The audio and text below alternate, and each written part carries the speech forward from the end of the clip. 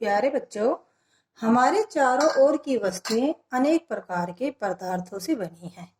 विभिन्न प्रकार के पदार्थों के गुण भी भिन्न भिन्न होते हैं।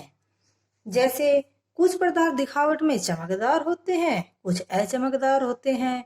कुछ पदार्थ खुरदरे होते हैं तो कुछ पदार्थ चिकने होते हैं।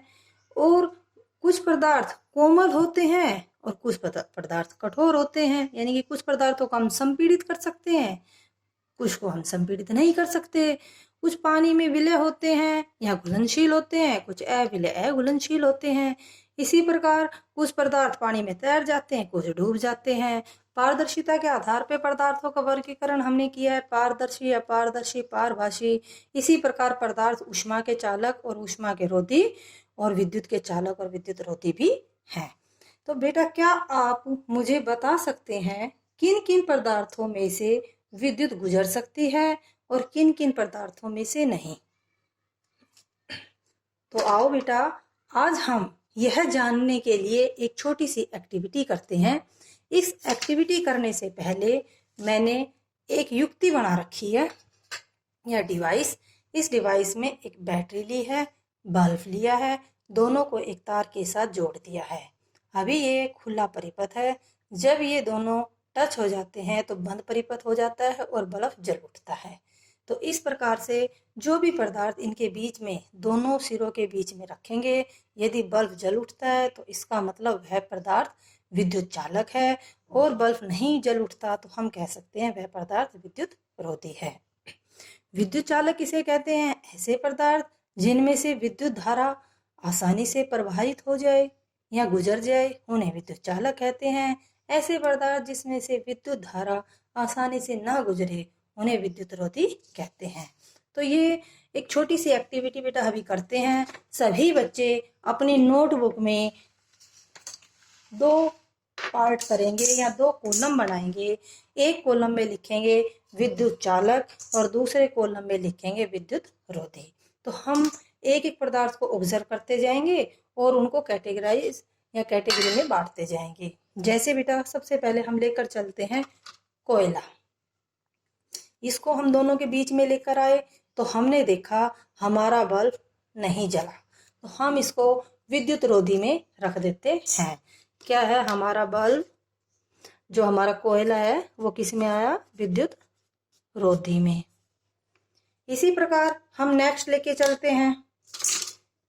ये सेफ्टी पिन सभी के घर में अवेलेबल हो जाती है। वैसे बेटा, कोयला भी सभी के घर में, चूल्हे जलते हैं तो चूल्हों में जो लकड़ी होती है उसके जब पूरी तरह नहीं जल पाते तो उससे हमें कोयला मिल जाता है। तो मैंने भी वहीं से लिया है। और ये सेफ्टी पिन सभी के घर में है। इनके बीच में देखते हैं हम क्या होता है कि हमारा बल्ब जलता है या नहीं जलता। तो दोनों देखिए, बल्ब जल उठा, तो इसका मतलब जो सेफ्टी पिन है वो हमारे विद्युत चालक में आएगी। Safety pin. इसी प्रकार ये सिक्का है। सिक्के को हम दोनों सिरों के बीच में लेकर आते हैं और देखते हैं हमारा बल्ब जल उठता है। तो इसका मतलब जो सिक्का है वो भी हमारा विद्युत चालक है। इधर रख देते हैं। ये बेटा प्लास्टिक का डिब्बा है। तो प्लास्टिक से जो भी वस्तुएं बनी हुई है, जिस भी पदार्थ में विद्युत रोधी में या विद्युत चालक जिसमें ये आता है, वो सारे पदार्थ उसी में आएंगे। देखिए बेटा, दोनों सिरों से हमने टच कर दिया है तो हमने देखा हमारा बल्ब नहीं जला, तो हम इसको भी विद्युत रोधी में लिखेंगे, प्लास्टिक।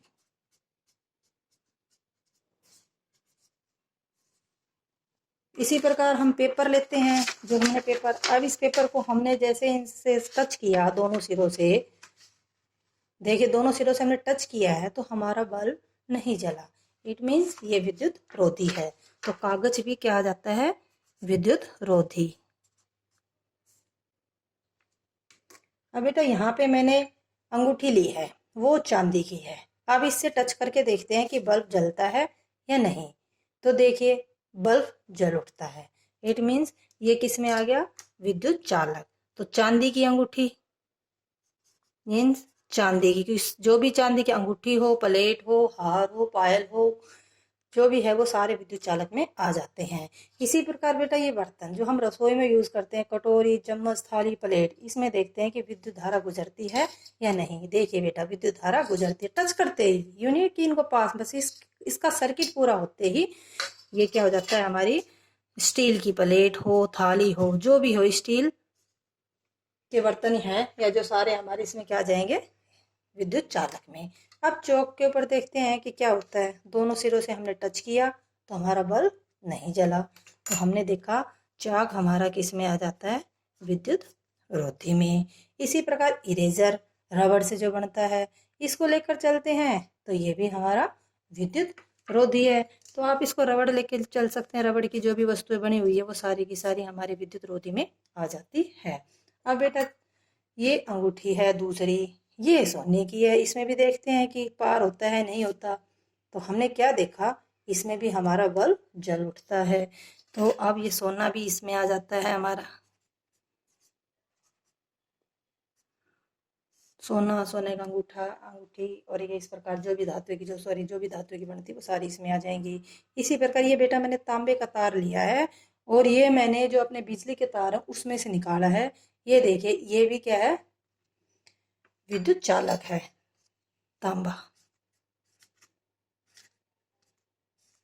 तांबा में अपने तांबे का तार भी आ सकता है। और इस प्रकार से पेंसिल देखिए बेटा, पेंसिल जो बाहर की बनी हुई है वो तो क्या है, बल्ब नहीं जलता, लेकिन जो पेंसिल का सिक्का होता है जब हम इसके बीच में लिख कर आते हैं तो देखिए बल्ब जल उठता है। इसका मतलब जो पेंसिल का सिक्का है, यहाँ पेंसिल नहीं लिखेंगे, यहाँ हम लिखेंगे पेंसिल का सिक्का। सिर्फ पेंसिल का जो आगे का नोक होती है वो। ये बेटा ब्रश है, ये लकड़ी की बनी हुई है, इसको हम टच करते हैं तो हमने देखा हमारा बल्ब नहीं जलता। तो इसका मतलब लकड़ी भी किस में आ गई, विद्युत रोधी।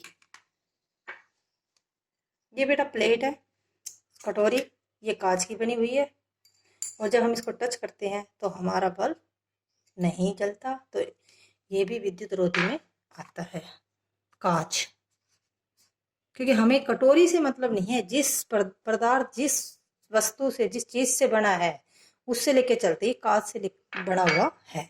अब बेटा हम एक तार है लोहे का, उसको लेके चलते हैं तो देखिए बल्ब जल उठता है। इसका मतलब लोहा हमारा विद्युत चालक है।